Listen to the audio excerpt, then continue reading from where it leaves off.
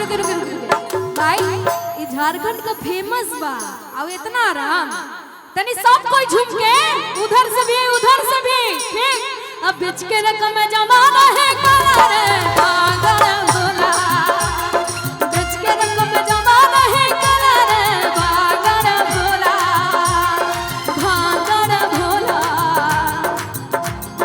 भागल भोला बिच के रकम जमाना है काला रे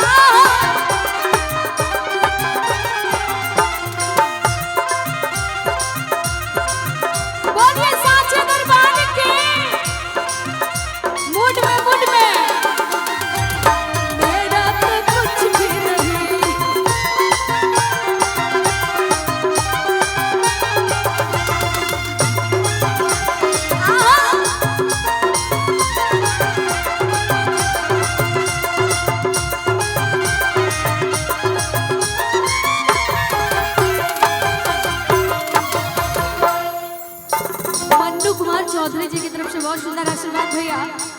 ए भैया भाई बंद कर दो हो काहे बेचारा के डिस्टर्ब कर तोड़ा ओहनियो के दुकानिया चले द मर्दबा ये करबा हां शेरा वाली मां जोता वाली मां तोहा के चढ़ाइबो मैया लाल गेंदा फूल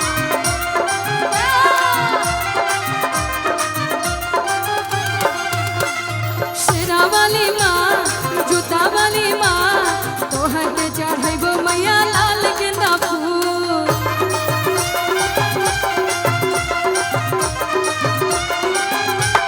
लाल गेंदा फूल देबो लाल गेंदा फूल वाह बहुत बहुत धन्यवाद सब दे दो लाल गेंदा फूल देबो लाल गेंदा फूल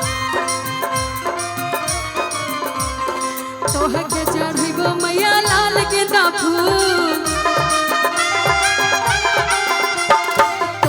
चढ़ाइबो मैया लाल गेंदा फूल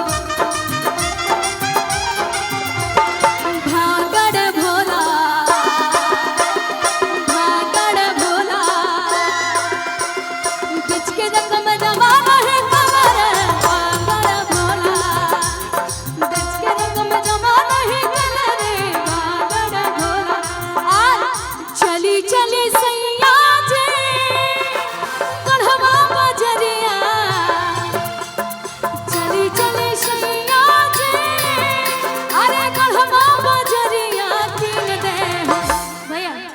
डांस करने दीजिए उससे कोई दिक्कत नहीं होगा सब अपना भक्ति में एंजॉय कर रहा है ना किसी को तकलीफ तो नहीं दे रहे इन लोग डांस करने दीजिए आप लोग आराम रहिए इन लोग कुछ नहीं होने देगा ठीक है क्या नाम है बहुत बहुत गुप्त राशि हमारे भैया की तरफ से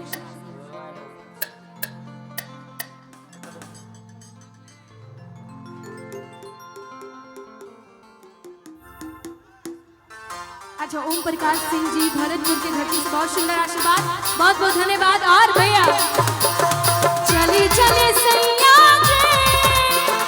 कढ़वा बजरिया चली चली सैया कढ़वा बजरिया कीन दे हमरा कीन दे घुघुर लागल चुनरिया कीन दे घुघुर लागल चुनरिया कीन दे चली सैया मेरा बजरिया चली सैया मेरा बजरिया कीन दे हमरा कीन दे घुघुर क्या घुघुर लागल चुनरिया कीन दे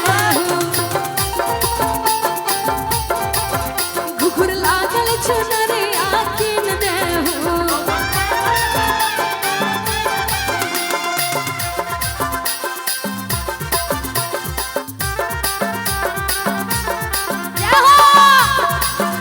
झुमके बोलिए साचे दरबार के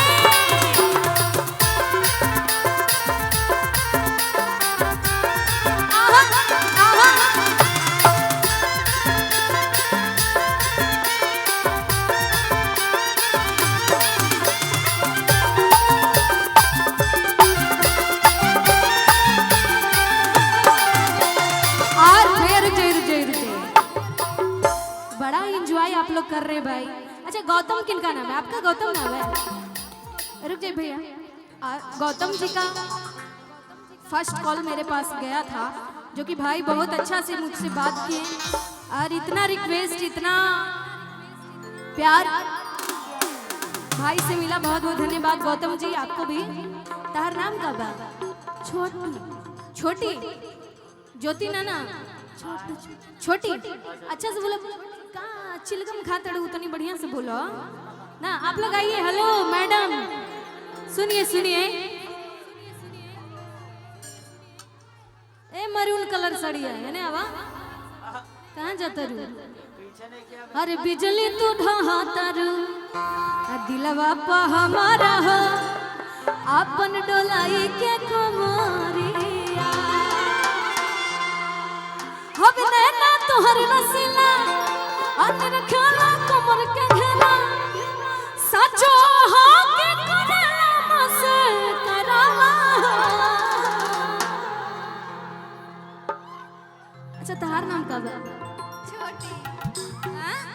ये दोनों छोटी छोटी आगे बड़ी कहाँ से लेके आए बड़ो? है ना अब ना? ये छोटी तोहरा चोटी। यहाँ के लोग बड़ा क्या कहल जाला ओकरा के भाई? लयदारी हो बन जा।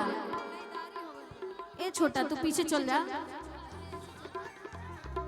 हाँ हाँ एकदम होगा भाई। जाना तरह का जिंदगी कैला बर्बाद